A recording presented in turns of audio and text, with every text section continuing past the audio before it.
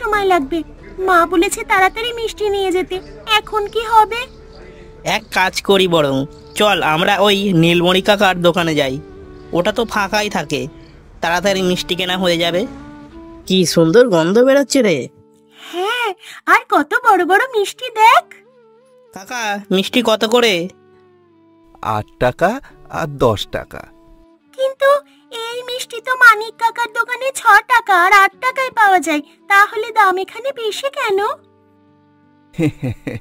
মামনি, আমার মিষ্টিতে খাঁটি দুধ, ঘি ও গুড় ব্যবহার হয়, আর মিষ্টির স্বাদও অপূর্ব, তাই দাম একটু বেশি। এই নাও একটা খেয়ে দেখো তোমরা। বাহ, কি দারুণ খেতে! সত্যি কি দারুণ মিষ্টি, আর আকারে অনেক বড়। মানিক কাকার দোকানের মিষ্টিগুলো কেমন একটু তিতকুটে আর অনেক ছোট মিষ্টি। ঠিক আছে, এখন চল, দেরি হলে মা বকবে। কাকা, তুমি আমাদের মিষ্টিগুলো বেঁধে দাও। কি রে পিউ, তুই একা একা মনমরা হয়ে বসে আছিস কেন? কি হয়েছে তোর? আমার ভাইয়ের শরীর খুব খারাপ, কাল থেকে পেটে ভীষণ ব্যথা আর সেই সাথে বমি। ডাক্তার দেখিয়েছিস? উনি কি বললেন? ডাক্তার বলেছে নিম্নমানের খাবার খাওয়ার ফলে এমন হয়েছে। বেশ কয়েকদিন ধরেই গ্রামের অনেকে অসুস্থ, সবার পেট খারাপ আর বমি হচ্ছে। এমনকি শালু মাসির নাতিও 5 দিন হলো বিছানায় শয্যাশায়ী, ওই একই সমস্যা, পেট ব্যথা আর বমি।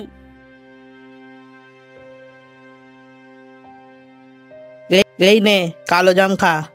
কালো জাম কোথায় পেলি শান্তদা? মানিক কাকা সবাইকে মিষ্টি বিলি করছে। মিষ্টি বিলি করছে? যে 1 টাকাও কম নেয় না, সে মিষ্টি বিলি করছে? হ্যাঁ, ঠিক বলেছিস।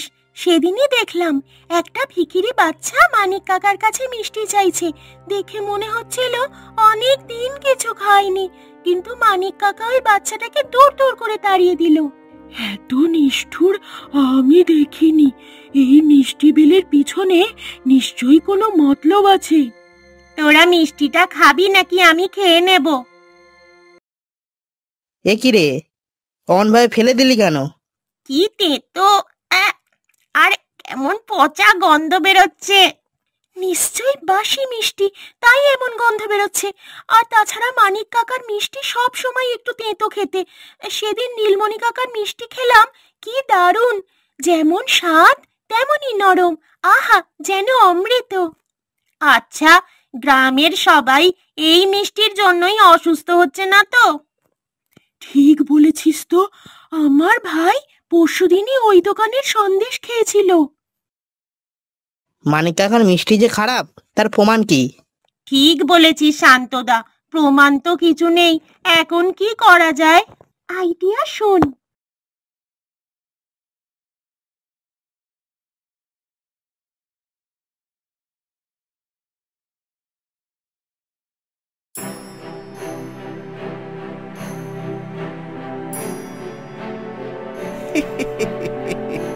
এই গুঁড়ো দিলে দুধ ঝকঝকে সাদা হয়, আর এই গুঁড়োতে চিনির মতো মিষ্টি, কিন্তু দামে কম। মূর্খ গ্রামবাসীগুলো এইসব কিচ্ছু বোঝে না, শুধু একটু দাম কম নিলেই বেটারা খুশি। কি শয়তান রিমি, তুই রেকর্ড করছিস তো? হ্যাঁ, এখন চল, ওরা আমাদের দেখে ফেললে আমরা বিপদে পড়ব।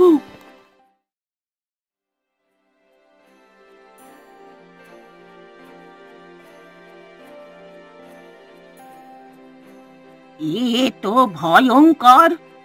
আমি জানতাম মানিক লোভী, কিন্তু এতটা নিষ্ঠুর সেটা তো জানতাম না।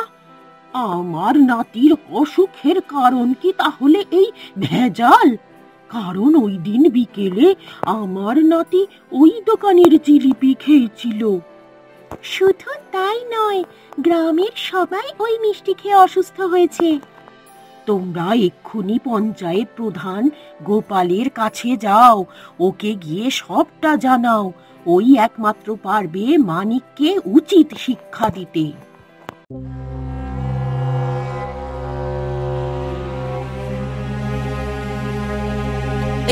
এই সব মিথ্যা, এই বাচ্চারা মিলে আমাকে ফাঁসাচ্ছে।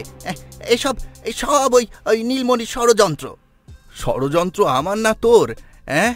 প্রথমে তুই আমার দোকানের কর্মচারী ছিলিস, সেই সুযোগে আমার সব ক্রেতাদের ভুল বুঝিয়ে তাড়িয়েছিস তুই। তারপর নিজেই মিষ্টির দোকান খুললি আর গ্রামের সবাইকে অল্প দামে মিষ্টি খাওয়ানোর লোভ দেখিয়ে বেশি মুনাফা করার জন্য তাদের ভেজাল মিষ্টি খাওয়াতে শুরু করলি। গোপালবাবু, আপনি ওকে কঠিন থেকে কঠিন শাস্তি দিন। মানিক, সবটা প্রমাণ হয়ে গেছে। আমি পুলিশকে খবর দিয়েছি, তারা এসে মানিকের দোকান বন্ধ করে দেবেন আর মানিককে গ্রেপ্তার করে নিয়ে যাবেন। পঞ্চায়েত প্রধান মানিকের দোকানে তল্লাশির নির্দেশ দেন। সেখানে রাসায়নিকের বস্তা, ভেজাল দুধ আর নষ্ট মিষ্টি পাওয়া যায়। আজ তোমাদের সাহসের জন্য গ্রামটা বেঁচে গেল, আর সাথে আমার দোকানটাও।